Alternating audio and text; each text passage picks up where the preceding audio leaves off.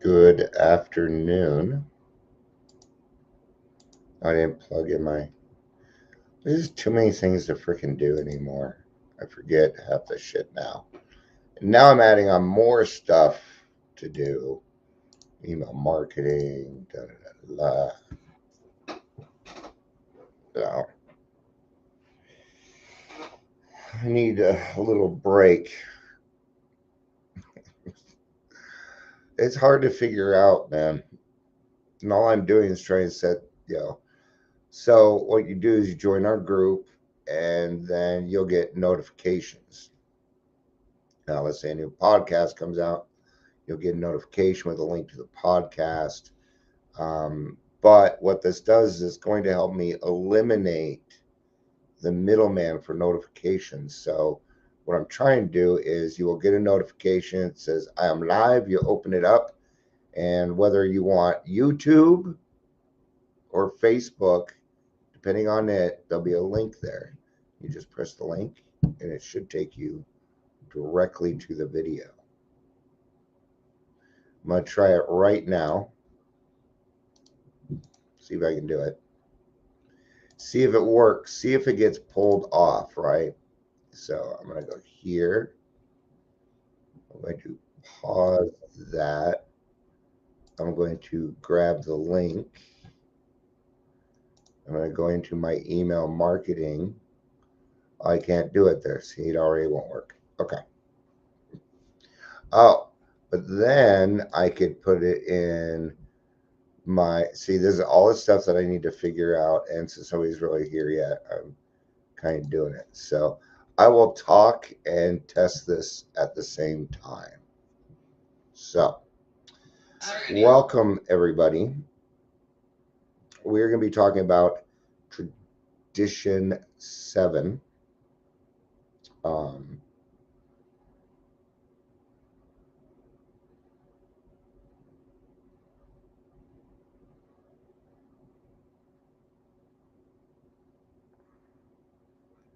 No.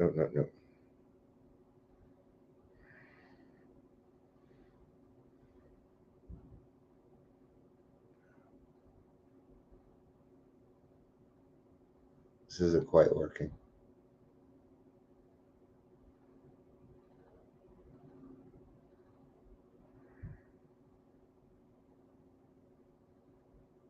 Dashboard.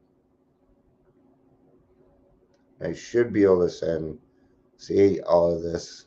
So what I would do is I would have all this set up first. So we're going to be reading out of the 12 by 12. I'm not going to.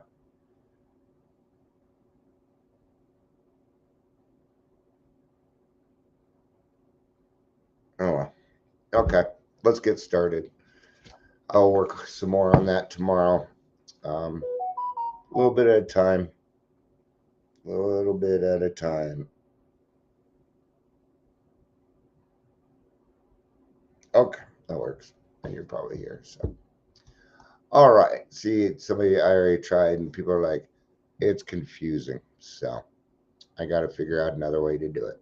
All right. Tradition 7. Let's do some introductions first. Welcome to Daily Trudge. My name's Dion. If you're here, please say hello, whether watching live or the rewatch. So, Tradition 7, every AA group ought to be fully self-supporting, declining outside contributions. If you are a non-alcoholic, you cannot contribute. Even if it's an open meeting, you cannot put money in the basket. So, yeah, sorry about that. I tried to do it yeah, I'll have to do a little bit more work. So, I'm glad you found it. What will happen eventually, Ingrid, once I get it set up, is you'll get the notification. It'll say, I am live, and you'll press on that, and it'll give you a link straight to the pod or straight to the live. That's how I'm trying to set it up. So, all right. Okay. Then I'll just do it the way I do it with you. Okay. Self supporting alcoholics? Who ever heard of such a thing? Yet we find that's what we have to be. This principle is telling evidence of the profound change that AA has wrought in all of us. Everyone knows that active alcoholism scream that they have no have no troubles money can't cure. Always we've had our hands out. Time out of mind, we've been dependent upon somebody, usually money wise. When a society composed entirely of alcoholics says it's going to pay its bills, that's really news. Hey, Amber, good to see you.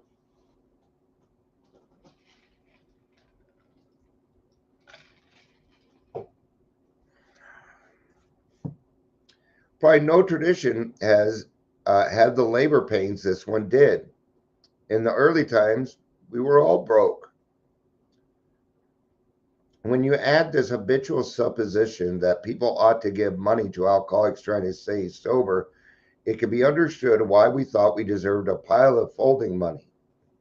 What great things AA would be able to do with it, but oddly enough, people who had money thought otherwise. They figured it was high time now, sober paid our own way. So our fellowship stayed poor because it had to. Okay? AA is still poor. They don't have money. Even the public service announcements that you see, those are paid for by other companies like like PBS. Channel 6 is what PBS is for us here. You know, they'll put out public service announcements about Alcoholics Anonymous. That isn't put out by AA. We don't have the money. Nope. Right? Not only that, but we sober up. I think we got a little extra cash. Okay. Now, is money a requirement for to be a member of Alcoholics Anonymous? No, not at all, man. There were years there I didn't have money to put in the basket.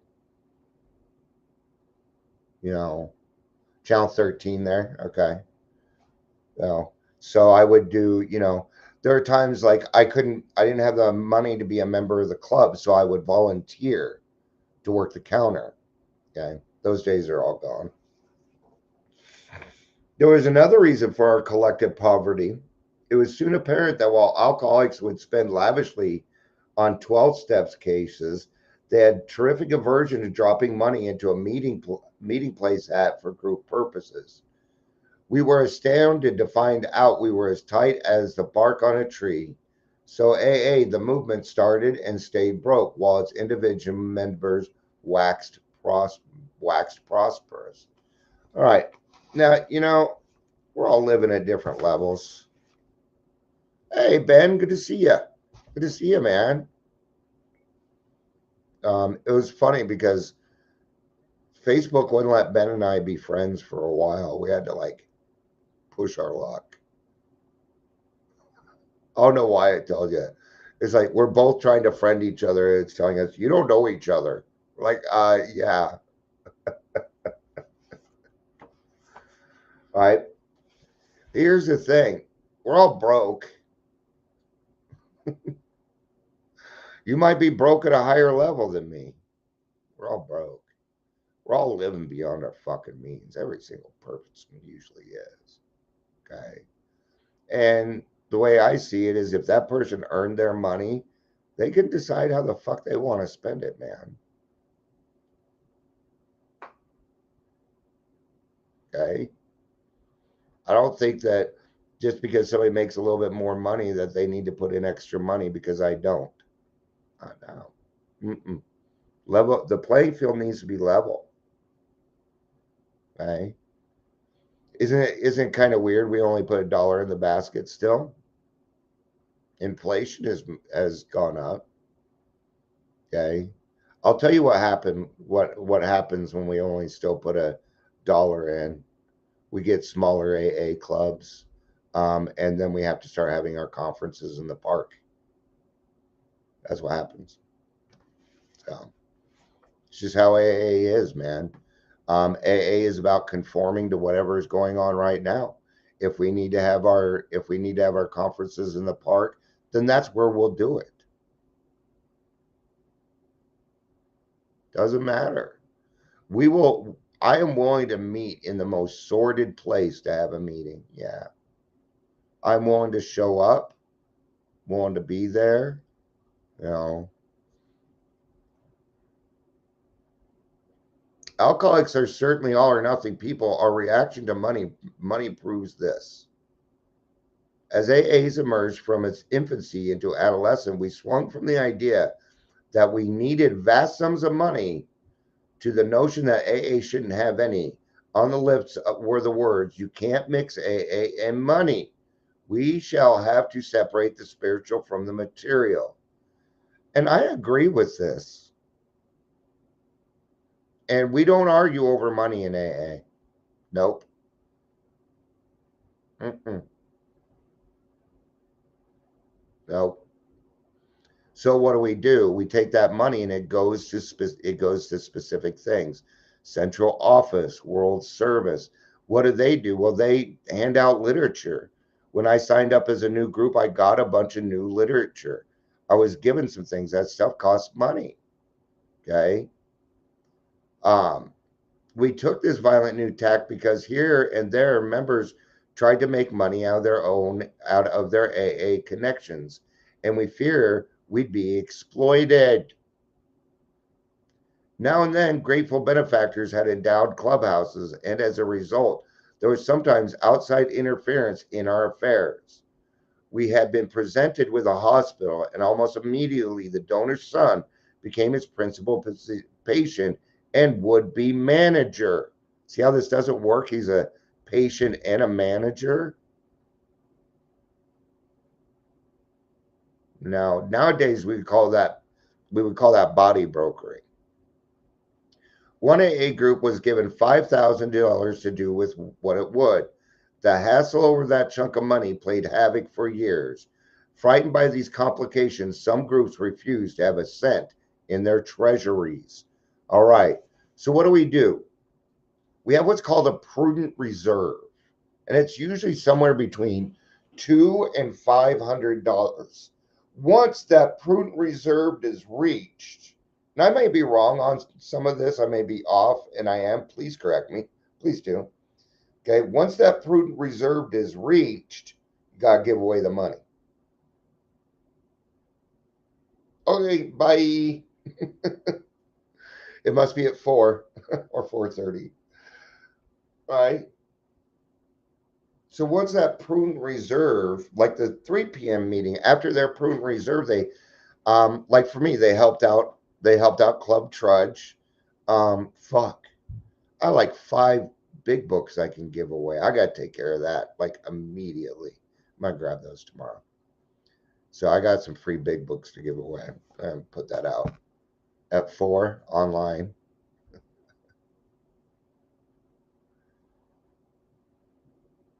Despite these misgivings, we had to recognize the fact that AA had to function. Meeting places cost something. Not always. Um, Even though, the church that I'm using, they're like, you don't need to pay us anything. I'm like, no, we gotta pay rent. I don't care if it's $2. We still gotta pay. Okay, they consider it a donation. All right. But one way or another, the group needs to pay its rent. Doesn't matter the amount of the rent, it's the accountability. It's the fact that we need to do that. Okay. Now remember that it's different for us. If we don't follow these rules, okay, what happens to us is different than what happens to non-alcoholics. For us, we sicken and die. For them, they're a little uncomfortable. Okay. This is where alcoholism becomes different. Yeah, I'm talking about alcoholism. I don't know if it's the same way. I know that the groups are, okay, and that's how we're different, man. Okay. To save whole areas from turmoil, small offices had to be set up, telephones installed, and few full time secretaries hired. Over many protests, these things were accomplished. We saw that if they weren't, the man coming to the door couldn't get a break. These simple services would require small sums of money, which could and would pay ourselves. At last, the pendulum stopped swinging and pointed straight at Tradition 7 as it reads today. In this connection, Bill likes to tell the following pointed story. He explained that when Jack Alexander's Saturday evening piece broke in 1941, thousands of frantic letters from distraught alcoholics and their families hit the foundation letterbox in New York. Our staff office, Bill says, consisted of two people, one devoted secretary, and myself. These aren't emails. Okay, they didn't get to type them out. It's not how the world worked back then. It's a little more arduous to send something out, man. Okay. Now technology's made a little bit easier to contact people. Okay. So asked the AA groups for voluntary contributions. Would they send us $1 a member a year? Otherwise, this heartbreaking mail would have to go unanswered. To my surprise, the response of the groups was slow. I got mighty sore about it. Looking at this avalanche of mail one morning in my office, I paced up and down, ranting how irresponsible and tightwad my fellow members were. Just then, an old acquaintance stuck a tousled and aching head in the door. He was our prize slippee. I could see he had an awful hangover. Remembering some of my own, my heart filled with pity. I motioned him to my inside cubicle and produced a $5 bill. As my total income was $30 a week at the time, this was a fairly large donation. Lois really needed the money for groceries, but that didn't stop me. The intense relief on my friend's face warmed my heart. I felt especially virtuous as I thought of all the ex-drunks who wouldn't even send the foundation $1 apiece. And here I was gladly making a $5 investment to fix a hangover. The meeting that night was at New York's old 24th Street clubhouse. During the intermission, the treasurer gave a timid talk on how broke the club was. That was in the period when you couldn't mix money in AA. But finally said the landlord will put us out if we didn't pay up. He concluded his remarks by saying, now, boys, please go heavier on the hat tonight, will you? I heard all this quite plainly, and I was piously trying to convert a newcomer who sat next to me. That came in my direction. I reached in my pocket. Still working on my prospect, I fumbled and came up with a 50-cent piece. Somehow it looked like a very big coin. Hastily, I dropped it back and fished out a dime, which clinked thinly as I dropped it in the hat. Hats never got folded money in those days. Then I woke up. I, who boasted my generosity that morning, was treating my own club worse than the distant alcoholic who had forgotten to send the foundation their $1. I realized that my $5 gift to the Slippy was an ego-feeding proposition. Bad for him, bad for me. There was a place in AA where spiritual and money would mix. That was in the hat. Yeah, don't give your money to the alcoholics. Don't give your money to the sober livings. Don't give your money to recovery coaches, Salvation Army. No. Don't. Put it in the hat. Okay? Well, you might have extra money after that. Go buy some big books or something. Go buy some 12 by 12s. Go distribute them. Okay? But don't hand other people money. No. Okay? The money goes in the hat. And then we have trustees that distribute it to the right places. They know the right places that it all needs to go. Okay? All right. Now, I know some people are really grateful. They'll throw, $1,000, or whatever. It's very hard to decide. I would have to say I've heard more arguments in group conscious over money than anything else. I've watched people leave because they want credit for something that they just didn't do.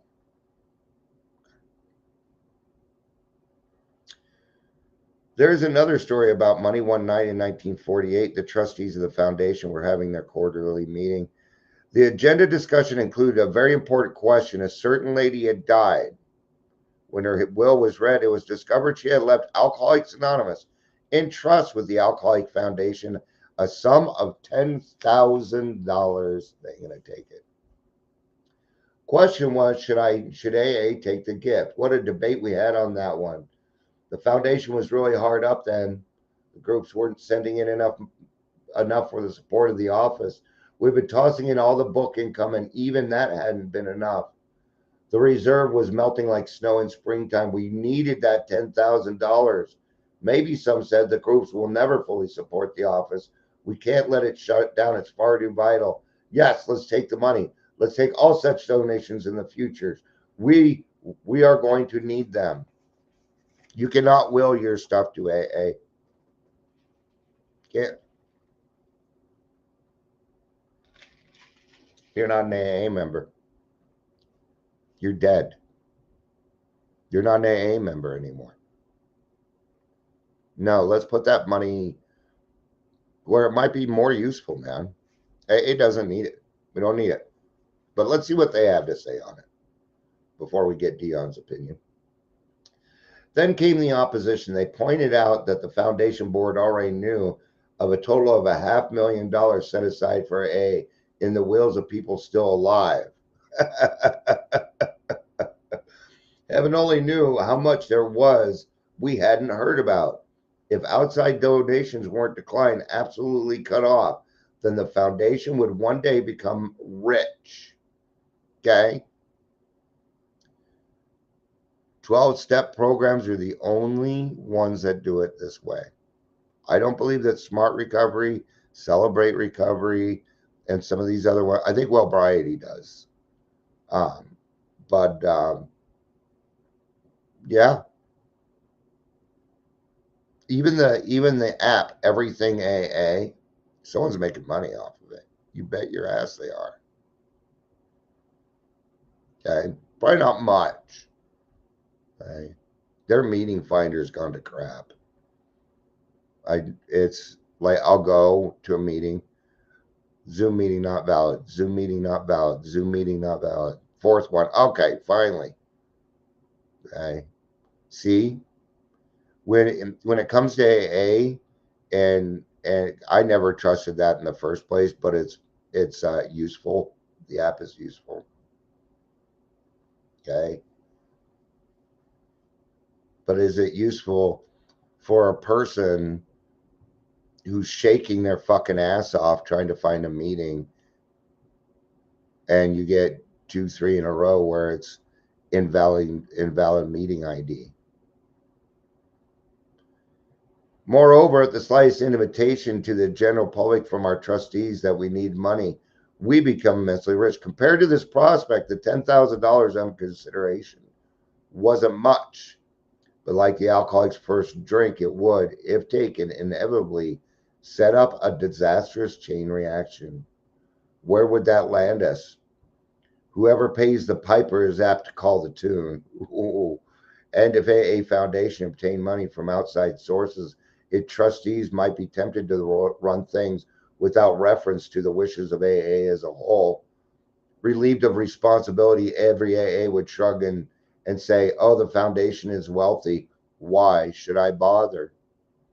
The pressure of that fat treasury would surely tempt the board to invent all kinds of schemes to do good with such funds and so divert AA from its primary purpose. Money will always separate it, always. I have thought who you are, how you're doing it. Okay? If you are being paid money, you're not going to be able to do what I do, what you do on the normal. Okay?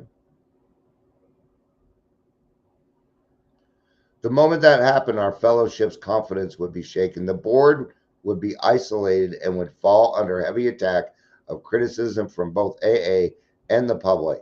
These were the possibility, pros and cons. Okay, now let's bring up some things that they're not talking about here. You can't trust fucking alcoholics. The fuck's wrong with you? You trust alcoholics with all that fucking money? What is wrong with you? No. Somebody's gonna come along sooner or later and take it. They're gonna steal it. And take it.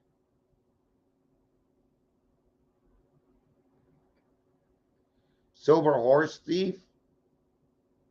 Silver horse thief much? Right. Then our trustees wrote a bright page of AA history. Sounds good, Ingrid. I've only got 2 more paragraphs here. But 2 paragraphs could take me 30 minutes. So they declared for the principle that AA must always stay poor. Bare running expenses plus a prudent reserve would henceforth be the foundation's financial policy. There it is. Nice, simple, no arguments. AA is fucking broke. Okay? The meetings are broke. And okay, your prudent reserve, especially a Zoom meeting should have like little to no prudent reserve. What's a prudent reserve for? Emergencies. What's an emergency? That meeting over there needs to pay their rent. Sure. You bet. That's still AA supporting AA. That's still inside. There is no difference between the meetings. We're all one. We're all one, man. Doesn't matter where you put the dollar in the meeting, it should end up at the central office. Okay? That's why you got to be careful about donating to ones that have clubs. Okay? Like my club makes nothing. It's not there to make money. It's there to help. That's it. It doesn't make money. Okay? Difficult as it was, they officially declined that $10,000 and adopted a formal airtight resolution that all such future gifts would be similarly declined. At that moment, we believed the principle of corporate poverty was firmly and finally embedded in AA tradition. When these facts were printed, there was a profound reaction. To people familiar with the endless drives for charitable funds, AA presented a strange and refreshing spectacle. Approving editorials here and abroad generate a wave of confidence in the integrity of Alcoholics Anonymous. They pointed out that the irresponsible have become responsible, and that by making financial independence part of its tradition, Alcoholics Anonymous had revived the ideal that its era had almost forgotten. Okay. Now, what did those alcoholics recognize? Well, I talked about it. You can't trust alcoholics. Okay. Now, maybe that one person is treasurer, but in 6 months, there's going to be a new treasurer. Okay. So, therefore, we understand that we can't have the temptation. What are we doing? We're setting ourselves up to succeed. You don't need money to get sober. People keep saying, yeah, you do. No, you don't. Bullshit. I call bullshit. Recovery is free. It is free. Now, you may need to detox. You may need to go do a detox or something. I'd end up paying some money there, but all in all, no. Might need to pay for a treatment. I don't know. But that's you getting sober. That's you getting sober. That's not recovery anyway. Okay. I'm sorry. No, I'm wrong. Recovery's not free. The big book costs $10. Sorry. I was wrong. Okay. Okay. Getting sober and living sober and recovery does not require your insurance. No, it doesn't. Mm-mm. You don't need treatment. You might want treatment, but you don't fucking need it. I can teach you everything in a week. They're going to teach you in treatment. Yeah. Now, I'm not against treatment. I'm certainly not. It's just here in Colorado, there aren't many treatment options. And when I hear Centennial Peaks, I was talking to somebody yesterday. They're like, yeah, I went to Centennial Peaks. I blew a zero. They wouldn't let her into treatment, so they made her go drink. They're like, you got to go drink before you can come in. So I'm going to call Centennial Peaks. They're going to feel some of my rage. Not today, though. That's bullshit. I'm going to call the intake coordinator. I'm going to say, this is what happened. If I hear you doing it again, then I will report you. Actually, maybe I should just report him. So, you know, that's not cool, man. That was the wrong way to do.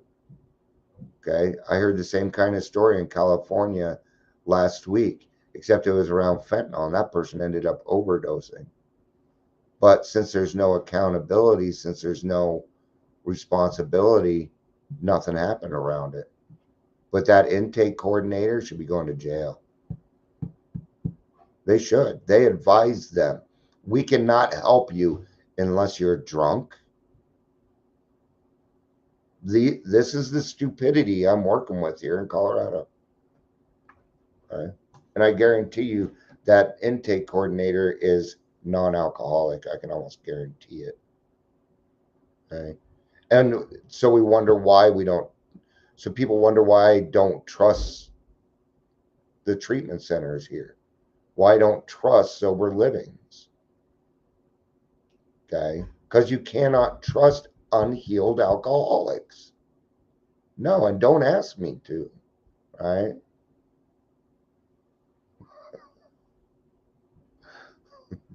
We've got a troll. Yeah, I am the problem. I am my own problem.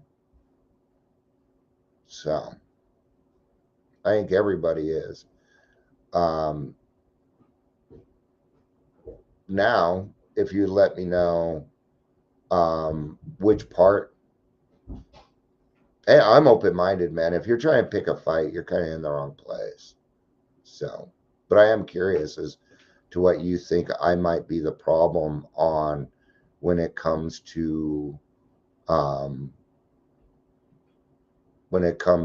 telling other people to go out and drink so that we can help them. So go ahead and fill me in on that. Okay. I think you're just here to troll, dude. So because the first thing you said is this, and I agree with this. Absolutely. We're the only people that stand in our own way of being able to get anything. Now, I've been around for a while, and people that come in are usually pretty desperate. And so when you have a person that is a person of trust that is giving bad information that can kill, that actually has the power to kill people. Um, so now alcoholism, we are born with. So there was something that we needed to learn first, right? But I will agree with the fact that we are the only people standing in our own way to the sunlight of the spirit. I can agree with that. So, um, but I kind of felt like this was a little judgmental without getting to know me first. So, but welcome. I hope you come back, Wizard of Oz. I'm an Ozzy fan, so I like Ozzy. You're a cool motherfucker. All right, that's gonna be it for Tradition 7. Absolutely, and it's accepting, not expecting. Yeah, there's a couple of things that we've got to take responsibility for. Number one is our own actions. We have to be we are responsible for our own emotions. Absolutely. And we're responsible for our triggers. You got to find out what your triggers are and kind of work through those things because, um, uh, Dude, we're about recovery, man. Thank you for being honest, though. Uh, there's no rule here that says that you can't show up inebriated, so no big deal. Yeah, no. You're still welcome, dude. I still love you. If you know what, and that's assumptive. I don't know that you're a guy. I love you, whoever you are. All right. So, um, so thanks for bringing that up, man. Those are some really really good points. So, um, yeah. Uh, so, all right. I was ending and but I didn't want to just have somebody come on assume that. That's what I like about people. They just assume, you know, and you never know. You never know. So just treat God's children nice, man. Just be nice to God's children, and you usually end up with a better result. So thank you everybody for being here. Everybody's always, Patricia, did you pop in? I didn't say I sorry. I love you. I love you all. Peace out and have